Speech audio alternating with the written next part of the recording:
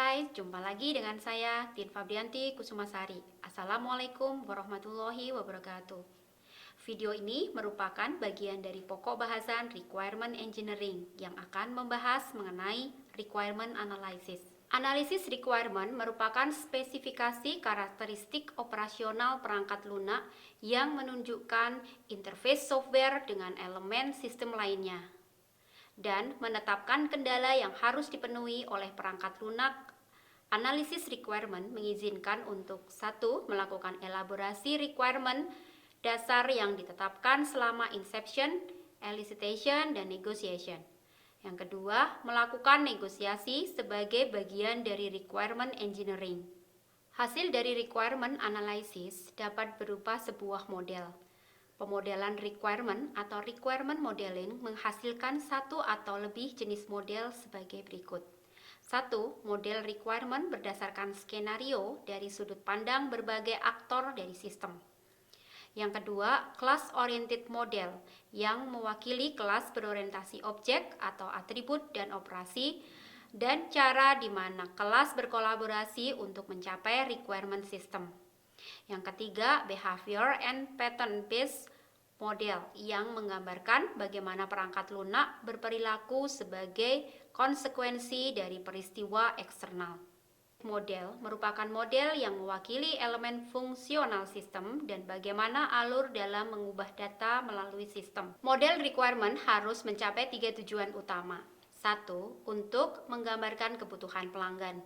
2. Untuk membangun dasar untuk pembuatan desain perangkat lunak. Yang ketiga, untuk menetapkan seperangkat requirement yang dapat divalidasi setelah perangkat lunak dibangun. Analisis model kebutuhan merupakan proses yang menjembatani antara sistem dalam bisnis dengan rancangan software.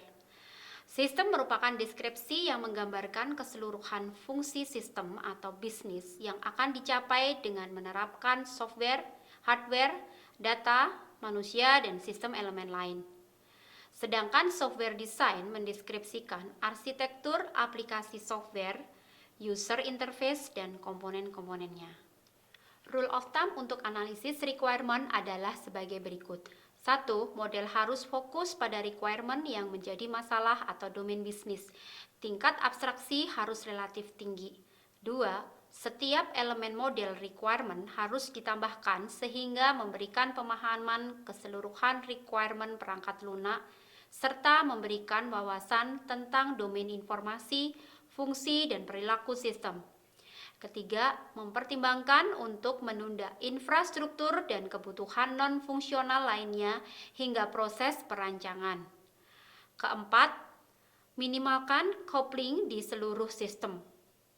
Kelima, pastikan bahwa model requirement memberikan nilai bagi semua pemangku kepentingan.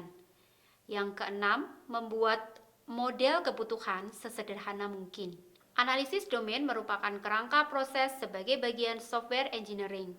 Input dari domain analysis merupakan sumber pengetahuan domain yang dapat mengidentifikasikan objek dalam satu domain. Berikut gambar dari analisis domain. Pemodelan kebutuhan ini dapat dilakukan dengan beberapa pendekatan. Pendekatan struktural analisis merupakan pendekatan dengan mempertimbangkan data dan proses transformasi data dengan entitas yang berbeda. Sedangkan pendekatan object-oriented analysis merupakan pendekatan dengan konsep pendefinisian kelas dan cara kelas tersebut berkolaborasi satu sama lain untuk memenuhi requirement pelanggan. Berdasarkan cara pandang pemodelan kebutuhan, terdiri dari 4 elemen yaitu scenario based model, yaitu misalkan use case atau user story, kemudian class model, misalnya class diagram atau collaboration diagram, kemudian behavior model, contohnya adalah state diagram atau sequence diagram, dan flow model dengan contoh data flow diagram atau disingkat dengan DFD atau data model. Demikianlah materi mengenai requirement analysis. Kita ketemu lagi di materi selanjutnya. Sampai jumpa. Wassalamualaikum warahmatullahi wabarakatuh.